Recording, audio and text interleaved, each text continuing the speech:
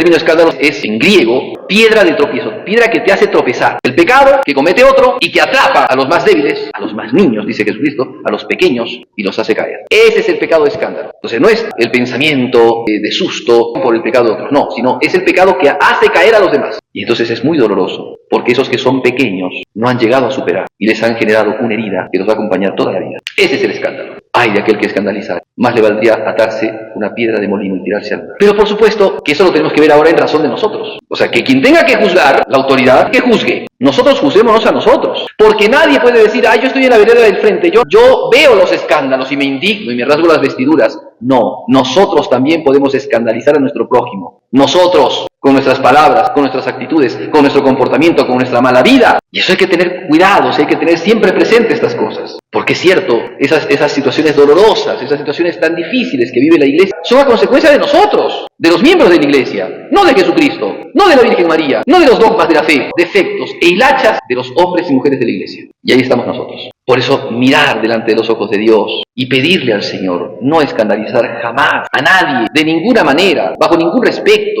porque podemos matar a un pequeño, o podemos herirlo de muerte. Y entonces, mirar nuestro corazón, porque Jesucristo dice, hay del que escandalizar, pero inmediatamente dice, si tu mano te hace pecar, córtala. O sea, no mires tanto al que escandalizó, porque Jesús también dice esto, escándalos van a haber siempre, es penoso lo que dice Jesús, ¿eh? En esta tierra, hasta que venga el Señor en su segunda venida, escándalos van a haber, no te escandalices, míralo a Jesús. Pero ahora sí, si tu mano te hace caer, córtate la mano, no escandalices a los demás, no te hagas caer, no caigas tú tampoco en esto, más te vale entrar manco en el cielo. Bueno, evidentemente no podemos tomar esto en la literalidad, porque también, si es que leemos la Sagrada Escritura, Dios creó al hombre y la mujer y los creó buenos, por tanto el cuerpo del hombre no es malo y no hay por qué amputar una cosa que está sana y buena. ¿Qué quiere decir entonces Jesús cuando te dice, si tu mano te hace pecar, córtala, si tu hermano te escandaliza, córtatela? ¿Qué quiere decir? Juan Crisóstomo, explicando estas cosas, dice, las manos las usamos para obrar, para trabajar, para hacer. Si lo que estás haciendo escandaliza al prójimo, deja de hacerlo. Córtalo, no está bien. Si estás trabajando en cosas inmorales, inicuas, si estás pervirtiendo a los demás con tu trabajo, quítate de ese trabajo. Más te vale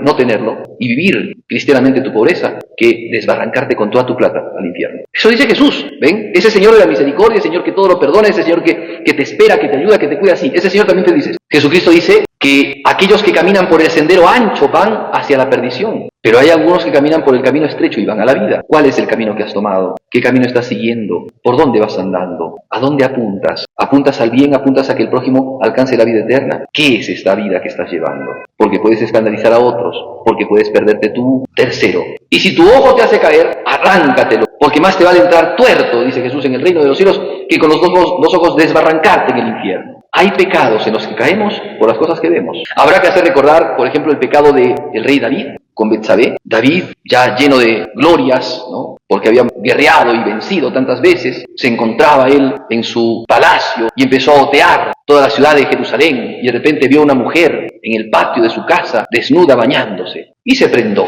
Y a partir de eso que vio, la mandó llamar. No le interesaba quién era, porque era el rey. Y resulta que esta mujer era la esposa de un soldado del rey David, que ni siquiera era judío, era hitita. Y de repente la llevó a la mujer a tener connubio con él, y quedó embarazada. Y después quiso arreglar las cosas, ¿ven? Miren lo que es el escándalo, ¿eh? Miren lo que son esos pecados que producen escándalo, ¿eh? De repente, él siendo la autoridad, cree que puede hacer lo que quiere, no le importa a Dios, no lo toma en cuenta a Dios, y comete pecado con ella. Adulterio, de parte de él y de parte de ella. Y entonces queda embarazada. Ahora, si el marido está peleando, ¿cómo va a quedar embarazada? Hay que fingir, hipócritamente. Hay que camuflar. Entonces lo manda a llamar. Y cuando lo manda a llamar le dice, ve a tu casa, ¿no? Lo emborracha. Miren toda la maquinación del rey David, el que escribió los salmos. Aquel que era el santo de Dios, lo emborracha. Corre a tu casa. Lávate los pies, le dice. Miren la manera de decirlo en la Biblia. Vivir con tu esposa. ¿Y qué hizo este hombre? ¿Qué hizo este soldado? Era más noble que cualquier judío. Se quedó a dormir en la puerta del palacio. Y entonces al día siguiente, sorprendido, David le dice, ¿cómo vas a quedarte?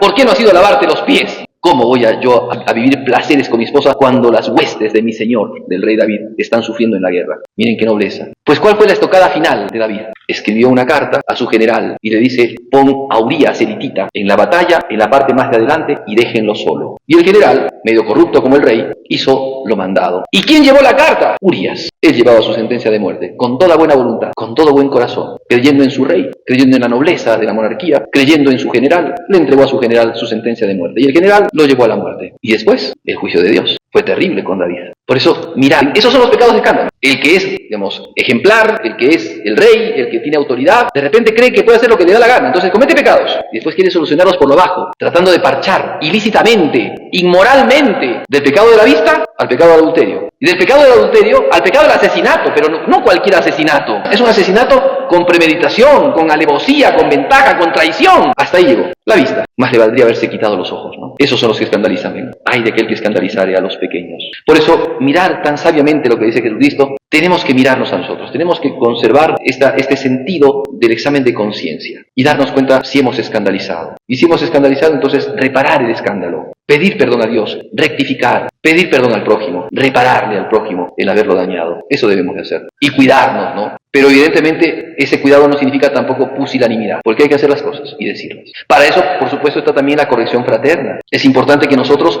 si vemos que nuestro prójimo está haciendo algo malo y que puede escandalizar, pues con cariño, con amor, con caridad y con humildad, hay que hablarle. Que la Virgen nos ayude y nos asista a que nosotros seamos buen olor de Cristo, que nosotros podamos vivir en una vida tal de honestidad, de gracia de Dios, de virtudes, que se diga lo que se decía de antes de los cristianos. Mirad cómo se ama, cómo los paganos querían hacerse cristianos porque veían a los cristianos vivir una vida de tal virtud, de tal humildad, de tal paciencia, de tal resignación, de tal fortaleza, que querían ser como ellos. Que seamos nosotros esos cristianos, que demos buen ejemplo, que sigamos el ejemplo de la Virgen.